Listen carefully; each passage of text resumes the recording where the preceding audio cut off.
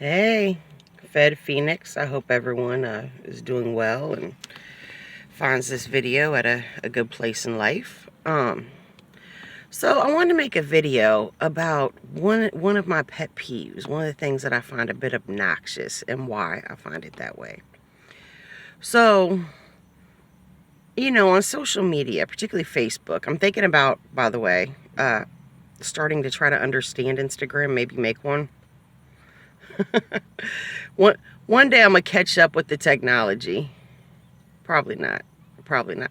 I'll probably always be somewhat kind of behind. I'm 40. I didn't have a typical upbringing. I didn't have a college typing class like most people or whatever. So, and I'm a very busy person. I've pretty much consistently had a busy life throughout my life. And I never really enjoyed technology enough to have a particular interest in it. So I'm probably always going to be a little behind. So let me not even pretend one day I'm going to catch up. But thinking about doing an Instagram page, feel free to comment if you have any thoughts on that. If I do it, I'll certainly announce that on both my YouTube channels. So anywho, but one of my pet peeves on Facebook, because that's really the only social media I use, is a lot of times someone will make a comment or post something, and then some random person, who's heard of this person, maybe they know the person, I don't know, but they will randomly comment, just which never has anything to do with the topic at hand, and will be like, oh, well, to try to invalidate the other person's point or what they're saying, or kind of silence them. They'll say, he's a criminal, she's a criminal. And it's such a weird thing to me. I mean, if you understand the plea deal trap, which I probably should make a video on that in and of itself, then you understand that at any given time, 0.5% of the adult population in America is, well, 0.05, I'm sorry, half of 1%, is incarcerated. And most of these people, like the painful majority, we're talking like, around 90%, took a plea deal. And of that 90%, like 90% of those people were people who could not afford an adequate defense. And, and what they were faced with was a decision where they had been accused of committing a crime, and whether they did it or not, and they had two options: go to trial, with a system that is stacked against them from every angle, with the only protection they would have would be a public, a lot of people call them public pretenders, but a public defender who's underpaid, overworked. You're just another number on his caseload. And, and clearly no disrespect, to anyone, but in a lot of cases are people that aren't very good at practicing law, hence why they aren't paid lawyers or why they don't have a private practice. So you're really getting kind of the bottom of the barrel, and I've seen some good public defenders, don't get me wrong, but the vast majority are really a sad addition to a legal situation for the defendant. So with that in mind, and of course we're talking, you're being accused of a crime, which means if you go to trial, there will likely be police officers who will testify against you. So even if you did nothing, this cop is going to say they seen this, they heard that, they believe this, they believe that. And the reality is the way our society is set up and programmed, which is genius because this is a multi-billion-dollar industry, the prison industry, for the wealthy people who truly run our country.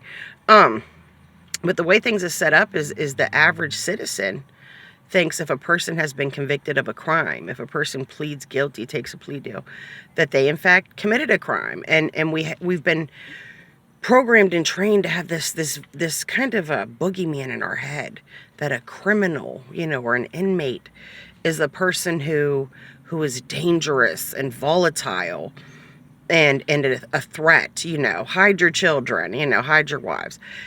And that more often than not is not even remotely true. I mean, every day there's the potential for you, Joe Citizen, to become an inmate. And you don't have to commit a crime for that to happen. And once you're charged with the crime, if you're not a person with financial means, and you get your public defender, a lot of times it kind of plays out like this.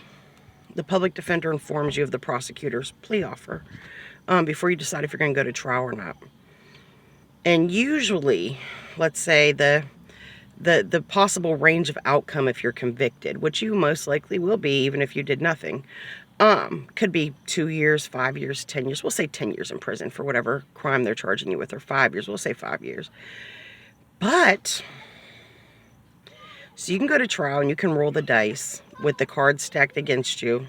Literally every paid person in that room makes a paycheck off the fact that our criminal justice system, injustice system, is so constantly overloaded with people, shuffling through. These people, and a lot of these people make money from the fact, they're part of the system that makes money from the fact of incarcerating people. So you have two choices. You drag things out for yourself.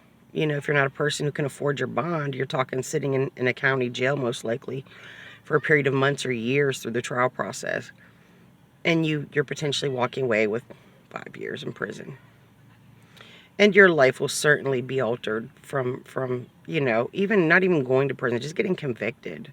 A lot of people, will try to throw stones at you for the rest of your life.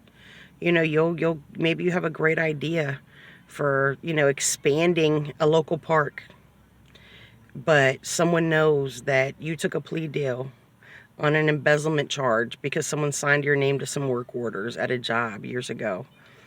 And now when you go, oh, let's expand this park, it'd be great for the community. Some idiot, some jackwagon, goes, oh, so, yeah, that's coming from a criminal, but he's a criminal, but she's a criminal, saying that, is suggesting this. As if that makes your point or your ideas, your contributions invalid, which is crazy. It is bananas. But, you can either, go to trial and be incarcerated for months, years, probably lose your home, your children, your personal possessions, your dignity. You're going to lose some weight too, trust me. I did 10 days in a regional jail and lost 20 pounds. Our regionals, West Virginia doesn't have county, the state I live in. Instead, they have regionals, which is a handful of jails, and each one is basically like an 8-county jail. 8 counties combined into one. So always grossly overpopulated, understaffed, inhumane conditions, whatever. But, so you can either go to trial, you can either lose your freedom for a period of months or years, not being unable to afford bond, which is the case for many people. And because a lot of times too, the magistrate, the judge will base the bond amount based on the crime you're convicted of, not on your actual financial means. So, which is an incredibly flawed system, the cash bond system. But you can sit in this jail, this deplorable conditions, very, very high stress, very unsafe, very unclean, subpar to minimal to none medical care for months and years, lose everything you have in the free world, physically, financially, asset-wise, socially. And go to trial if you want. If you don't win, maybe you'll do 5 years. Now, your other option, and this is where they get everybody, the plea deal trap, is you plead guilty to this charge. Or heck, sometimes they'll even make it a lesser charge since you're going to go ahead and plead guilty and save everybody some time, not clog up the system here. You plead guilty and we'll give you, 2 years parole, probation, and 18 months in prison. So do you lose months or years of your life waiting to get sentenced as you fight a losing battle that is stacked grossly against you at trial, and maybe get 5 years in prison? Heck, then maybe 5 years of parole or probation? Or do you just gracefully bow out and say, okay, fine, I'll sign the plea deal, I did it, and do a year or 2 in prison, year or 2 probation, and then try to put your life together and pick up the pieces the best you can? Most people, a mind-blowing majority, take the second option. Even if they've committed no crime, they take the second option because it's self-preservation, and that's what we're hardwired to do, is self-preservation. And it's kind of like a coyote or a bear caught in a trap that chews its own leg off to get free for a chance at life. And that's how they get you, plea deal trap. But so when someone says on a social media page, oh, well, that's coming from a criminal, that person's a criminal, that person's been convicted of something, oh, that person's been to prison, oh.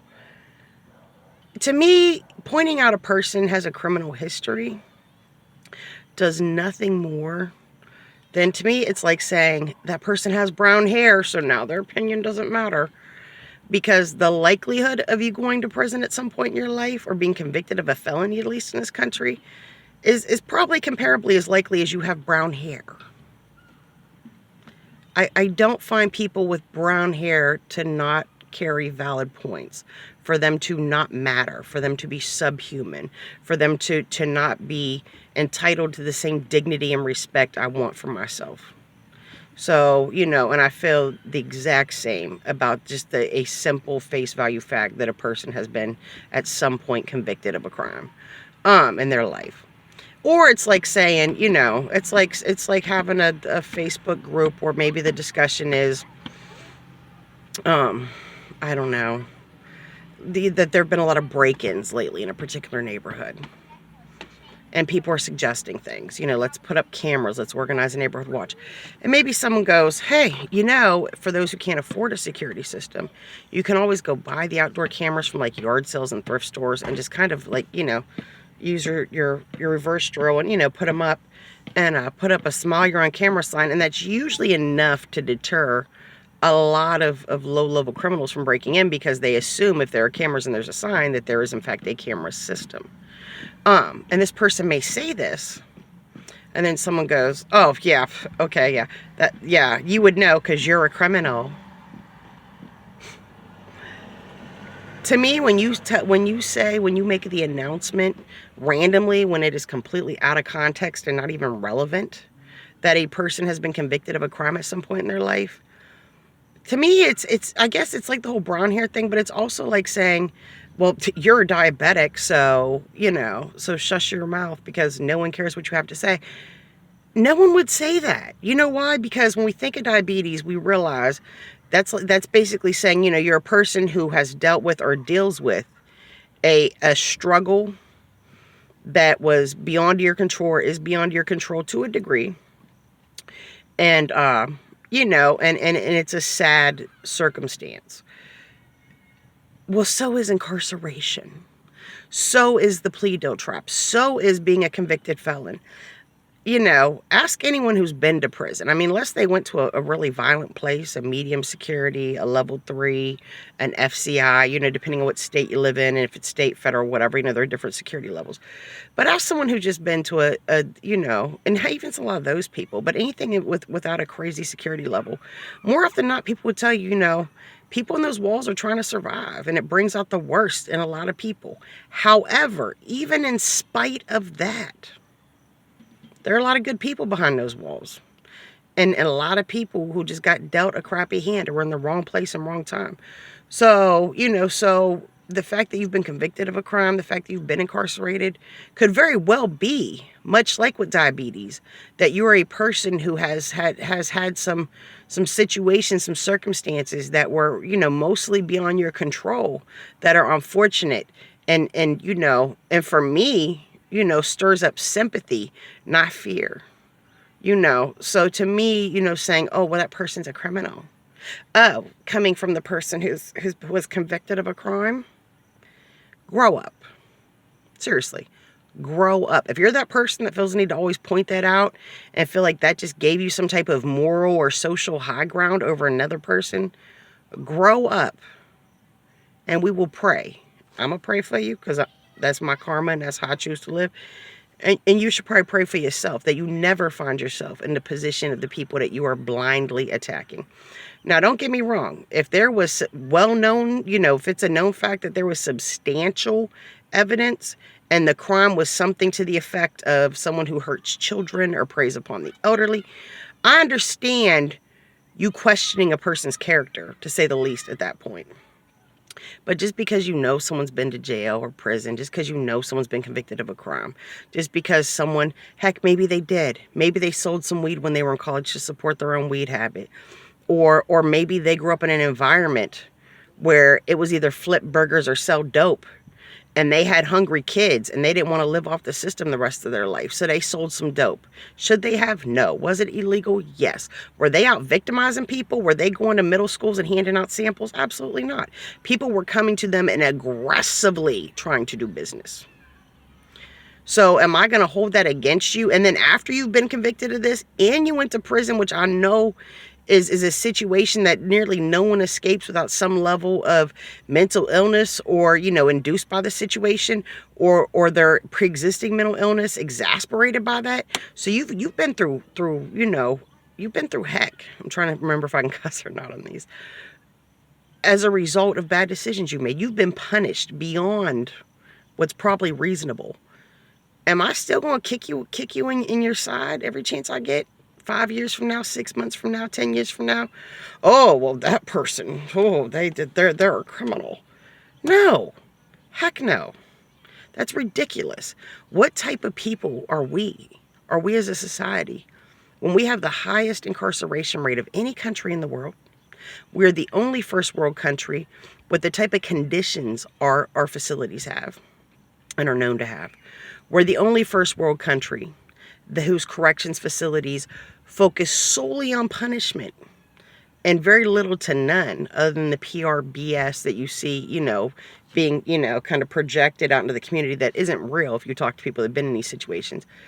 You know, we don't focus on rehabilitation. We don't focus on reintegration. We focus on punish, oppress, exploit, and punish. So once a person has been through that, even if they did bad things, even if they robbed a liquor store, even if they sold some drugs, even if they sold any unregulated goods, drugs, knockoff handbags, you know, illegal tobacco, whatever, guns. What kind of people are we that we've bought into the propaganda and the programming so much that we can know, because everything I'm saying you could easily Google or talk to people that have been in these situations and confirm, that we know this is the reality for these people. And when they have been through that unthinkable situation, whether it be by their own fault or not, while they're out in society and they're trying to contribute, they're trying to move on, they're trying to heal, they're trying to rebuild, they're trying to reestablish a reputation for themselves, why would we throw this muck in their face? Why? I mean, if you've been known to prey upon children or the elderly or the disabled, I will have a very hard time trusting you. I will have a lot of reservations about the level of kindness I'm willing to extend to you. That's me being human. But what you've been convicted or accused of is a victimless crime, is a financial crime, is a crime of opportunity that didn't target those groups. Or maybe you cheated your taxes or whatever. Maybe you had a gun because you live in a bad neighborhood. And because you have a previous, you know, charge from 20 years ago, you weren't technically allowed to have one. Now you got to go to prison because you owned a gun because you wanted to be able to protect yourself and your children. I'm not holding that against you. I'm not. And just because you've been convicted of something doesn't mean that I believe for half a second that you necessarily did it. Because I understand how the plea deal trap works. So I just wanted to say, you know, that's a pet peeve of mine. I just wanted to get that off my chest. You know, let me know what y'all think. How do y'all feel?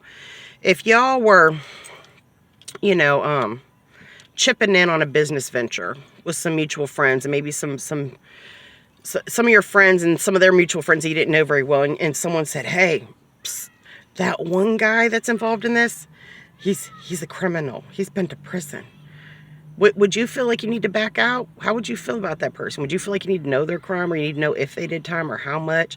How long ago was it? Like, would you dig deeper, or would you just immediately just clutch your metaphorical pearls and feel yourself superior? Let me know what you think. And if you've been to prison or you've had loved ones in prison, I'd be interested to hear what you have to say as well. And if you've never been to prison, you've never had a loved one in prison, maybe you're a person of a higher economic bracket, because that's the only way that it's likely you've never been to prison and no one close to you, friend or family, has been to prison.